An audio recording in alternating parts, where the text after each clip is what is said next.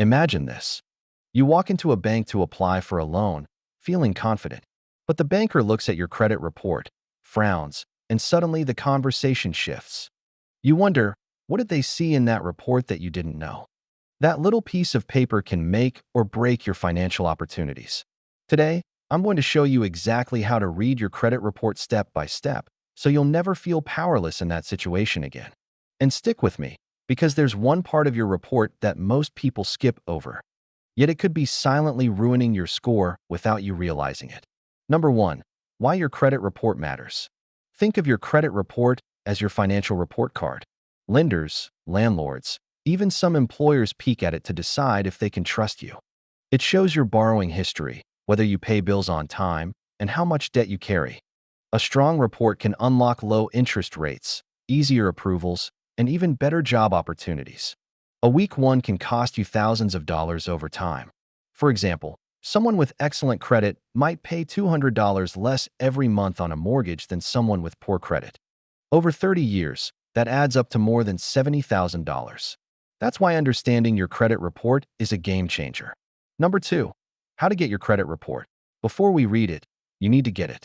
The good news is, in the USA, you're entitled to one free credit report every year from each of the three major bureaus: Equifax, Experian, and TransUnion. You can grab them at annualcreditreport.com. During special times, like the recent pandemic, they even allowed weekly downloads. My advice: don't just pull one report and forget the others. Stagger them. For example, get Experian in January, Equifax in May, and TransUnion in September. That way you're monitoring your credit all year without spending a dime. Number 3. The identification section. The first page looks boring, but it's super important. This section lists your name, address, date of birth, and sometimes employment info. Why does this matter? Mistakes happen. If you see a name you don't recognize or an address you never lived at, it could be a sign of identity theft. Imagine applying for a car loan and finding out someone in another state used your identity to rack up debt. Double-check every detail. If something is wrong, you can dispute it immediately. Number 4. The credit accounts section. This is the meat of the report. It lists all your credit cards, loans, mortgages, and lines of credit. Each account has details like the date it was opened, your credit limit, current balance, and whether you pay on time. Here's what to watch for. Example: let's say you have a credit card with a $1,000 limit and you currently owe $800. That means your utilization is 80%. That's way too high and can hurt your score. Ideally, keep it below 30%, so owing under $300 on that card. Also, check the status. If it says charged off or collection, that's a big red flag. Sometimes mistakes happen where a paid account still shows as delinquent. That can drag your score down for years if you don't fix it. Number 5. The payment history. Every account will also show a line of little boxes, each representing a month. Green, or OK, means you paid on time. Numbers like 30, 60, or 90 mean you were late by that many days.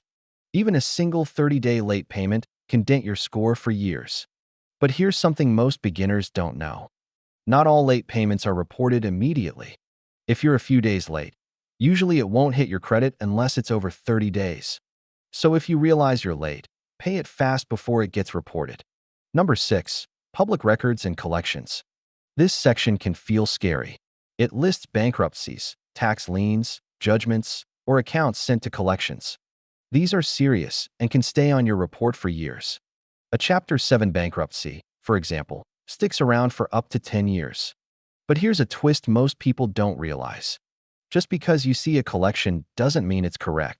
Sometimes old medical bills show up even after insurance paid them, or a debt you settled years ago still lingers. Always double-check, and don't be afraid to dispute errors. Number 7. Credit inquiries.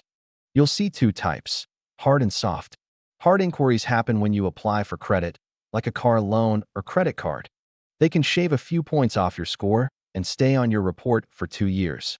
Soft inquiries happen when you check your own credit or when companies pre-approve you for offers. Those don't affect your score at all. Example: if you shop around for a mortgage and apply with 3 banks within 30 days, the credit bureaus usually count that as one inquiry, not 3. So don't be afraid to compare rates. Number 8. The secret section people skip. Here's the part one told you about at the start. Many people skim over the consumer statement or remarks section. It might seem like a footnote, but it can have a big impact. This is where notes appear if you've disputed items, frozen your credit, or added your own statement. Imagine trying to get a job where the employer checks your report and sees a remark that says dispute in progress. That could raise unnecessary questions. Always read this section carefully. Number 9. How to spot errors. According to the Federal Trade Commission, 1 in 5 Americans has at least one error on their credit report. That's 20% of people walking around with wrong info affecting their financial life. Errors could be as small as a misspelled name or as big as a loan you never took out. Example: Sarah checked her report and found a $5,000 loan listed under her name.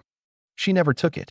After investigating, it turned out someone with a similar name had the debt, and it was accidentally placed on her report. Always scan line by line. Number 10. How to fix errors. If you find a mistake, don't panic. You can file a dispute online directly with the credit bureau. Provide evidence, like bank statements or letters, and they have 30 days to investigate. In Sarah's case, she submitted a dispute, and within a month the false loan was removed, raising her score by nearly 70 points. Remember, fixing even small errors can have a big positive effect on your financial future. Number 11. Understanding the big picture.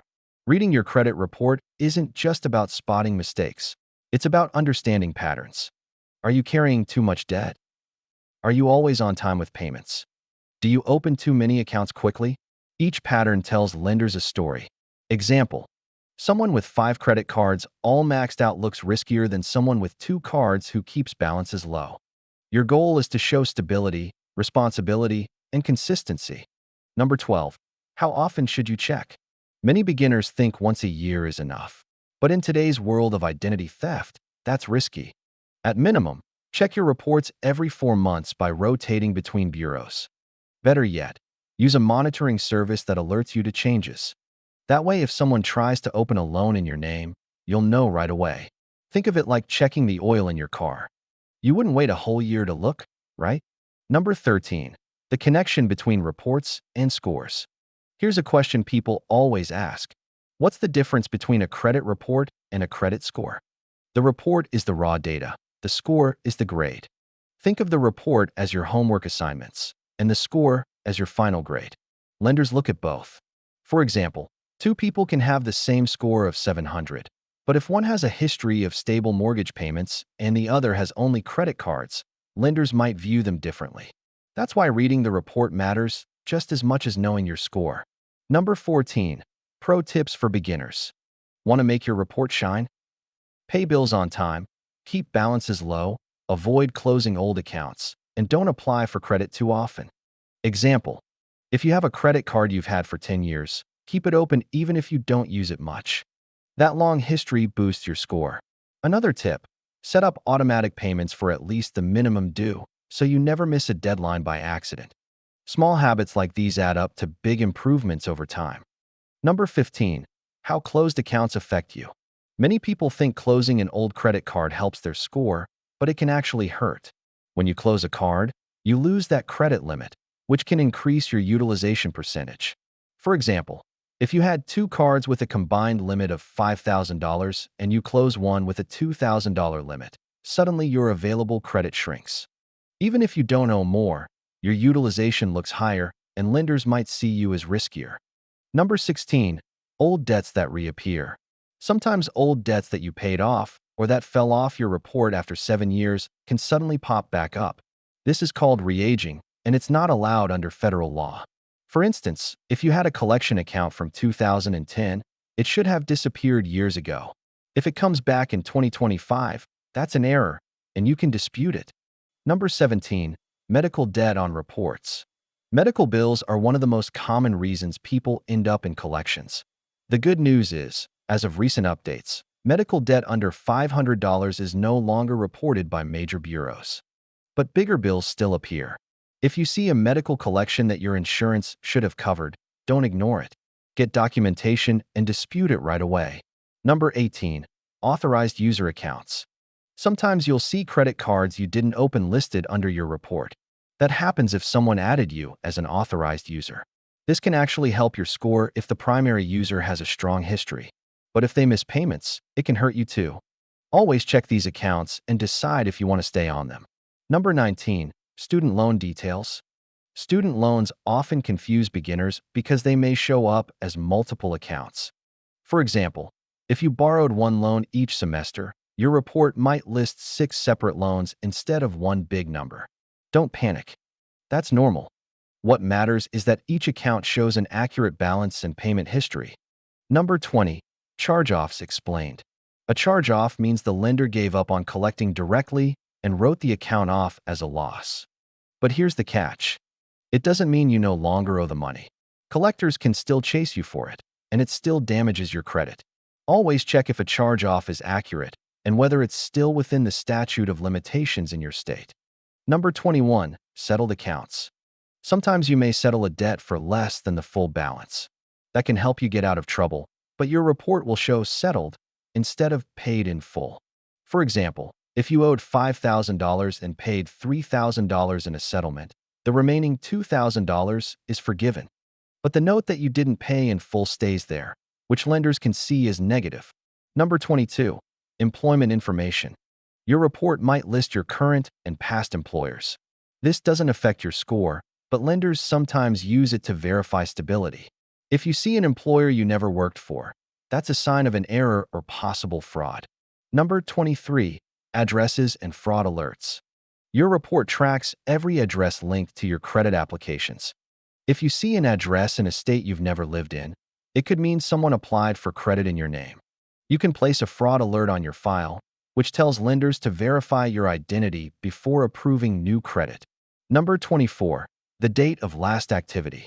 Each account lists the date of last activity, which affects how long it stays on your report. Negative marks usually fall off after 7 years from this date. For example, if you missed a payment in 2018, it should be gone by 2025. If it's still there after that, dispute it. Number 25. Credit mix. Your report shows what types of credit you use. Having only credit cards can look riskier than having a mix of cards, auto loans, or mortgages. Lenders like to see you can handle different types of credit responsibly. Your credit report isn't just paperwork. It's the story of your financial life. Once you know how to read it, you hold the power to shape that story in your favor. And now that you've seen the step-by-step process, here's my question for you. When was the last time you actually looked at your own credit report?